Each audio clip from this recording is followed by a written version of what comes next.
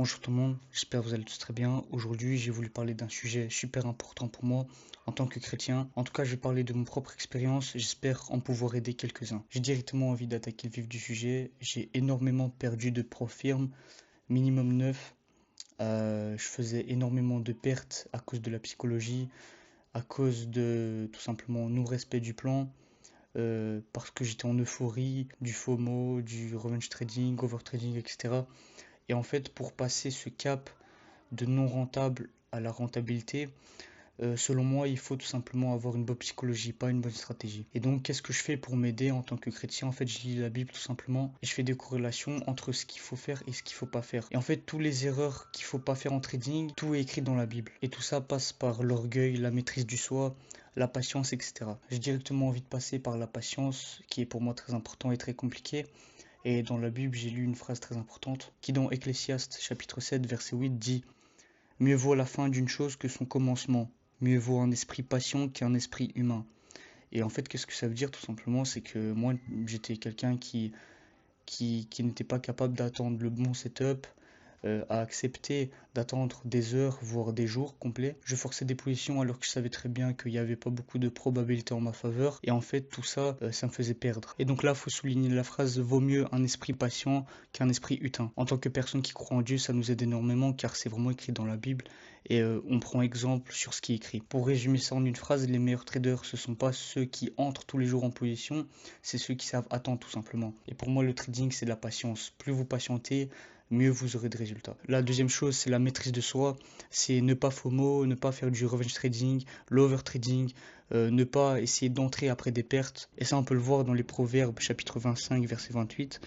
Celui qui n'est pas maître de lui-même est comme une ville détruite, sans murailles. Et pour devenir cette ville construite avec des murailles, il faut tout simplement avoir la maîtrise de soi, savoir ce qu'on fait et tout simplement gérer ses émotions. Par exemple, il y a quelques jours, j'ai perdu mon compte ProFirm de 5000 $, tout simplement en ne pas ayant la maîtrise de soi. Et donc ça m'a encore mis une petite gifle pour me remettre à ma place et pour en fait me concentrer sur moi-même, sur mes plans, sur ma stratégie et surtout sur ma psychologie. La troisième chose est très importante aussi pour les traders, c'est l'orgueil.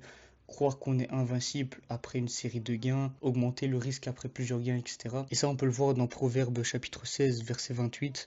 L'orgueil précède la ruine. J'ai rien à compléter, mais si vous êtes quelqu'un avec l'orgueil, ça va tout simplement vous mener à rien de bien. Il y avait beaucoup de moments dans ma carrière quand je perdais de l'argent, en croyant tout simplement que j'étais le plus fort du marché et après une série de gains en fait. La quatrième chose, c'est que la discipline est beaucoup plus importante que la motivation, c'est-à-dire faire le journal, respecter son plan, travailler tous les jours et tout ça même en ayant la flemme. Parce que c'est vrai que des fois on a tous la flemme, mais c'est ça en fait le problème de la motivation, c'est que vous avez de la motivation et pendant ce court laps en fait vous êtes prêt à tout faire, à bosser même 6 heures par jour et après quelques semaines c'est bon vous arrêtez. Et c'est là que la discipline rentre en jeu, c'est qu'en fait vous devez faire des petites choses tous les jours. Personnellement j'avais un peu lu le livre 20-80 et vraiment ce qui m'a appris que 20% des choses qu'on fait vont nous donner 80% de résultats. Et ça on peut le retrouver dans le premier livre de Corinthiens chapitre 9 versets 24 à 27. Je vais expliquer en gros, mais Paul compare la vie à un athlète. L'idée principale c'est que comme un athlète s'entraîne dur pour gagner la médaille, un chrétien doit apprendre à se maîtriser pour tout simplement atteindre un objectif plus grand. Il faut faire la comparaison avec cet athlète et un trader. Le trader, c'est tout simplement comme l'athlète. Il s'entraîne, il respecte son plan, il rentre pas dans le marché comme ça au hasard. Il accepte les sacrifices, il gère ses émotions. Et la discipline, c'est ce qui fait la différence. La cinquième chose qui est très compliquée pour les personnes qui connaissent pas le trading, de faire un lien entre le trading et Dieu et la Bible. Il faut savoir que l'amour de l'argent peut pousser à faire des décisions pas bonnes. Et la Bible dit pas que l'argent est mauvais. On peut le voir dans 1er Timothée chapitre 6 verset 10, l'amour de l'argent est la racine de tous les maux. Qu'est-ce qu'on peut conclure de cette petite phrase? C'est que tout simplement, l'amour de l'argent, c'est la racine. Qu'est-ce que ça veut dire? C'est que tout commence par là en fait, par l'amour de l'argent. Si on aime fortement l'argent, encore une fois, ça va nous pousser à faire des mauvaises décisions, à pécher volontairement. Et comment l'amour d'argent se voit dans le trading? C'est tout simplement, par exemple, prendre des positions trop gros, vouloir rejouer, prendre un levier énorme, ne jamais être satisfait de soi, de ses résultats, etc. Il faut comprendre que le trading, c'est un métier et ça prend énormément de temps pour être rentable. Et en fait, le trading, faut jamais oublier en tant que chrétien surtout qu'il faut pas le mettre en numéro un. C'est toujours Dieu en numéro un. Faut tout simplement prier, demander de la sagesse à Dieu pour accepter tout ce qu'on a sur les marchés. La sixième chose, c'est accepter les pertes. Et tous les traders pertent au final, mais que ce soit des traders retail ou des market makers, il y a une différence. C'est que les traders rentables, surtout professionnels, ils savent gérer, ils savent assumer en fait les pertes. Et la Bible peut nous le dire dans Proverbes chapitre 24 verset 16, le juste tombe 7 fois et se relève. Qu'est-ce que ça veut dire? C'est que tout simplement, tu as échoué 7 fois et tu te relèves, tu continues à avancer. Pour prendre exemple, il y a des gens qui veulent se lancer en trading, en business, faire du sport, etc. Mais dès la première chose compliquée à faire, ils abandonnent. Et ça, faut vraiment éviter. C'est écrit dans la Bible que si même tu échoues 7 fois, tu dois te relever. Moi, personnellement, en profirme, j'ai échoué déjà plus de 7 fois et je me suis toujours relevé. Et il n'y a rien. Je prie toujours Dieu de me donner la sagesse de comprendre mes erreurs et d'avancer tout simplement. Le septième, c'est très intéressant pour moi, c'est travailler avec excellence.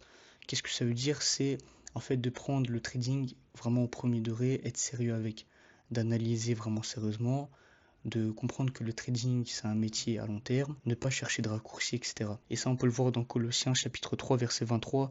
Tout ce que vous faites, faites-le de tout votre cœur. Et nous, en tant que trader, voilà, on doit faire le trading avec tout notre cœur et vraiment tout faire à un maximum, comme si c'est la dernière fois. Ne pas se dire que, ouais, voilà, le trading aujourd'hui, je vais pas le faire, je vais le faire demain, la semaine prochaine, etc. Vraiment, mettez-vous à fond dans le trading et je vous promets que ça va aller. Surtout avec Dieu, vous le priez, il vous comprend. C'est pas un humain, il comprend toutes vos émotions, tous vos sentiments.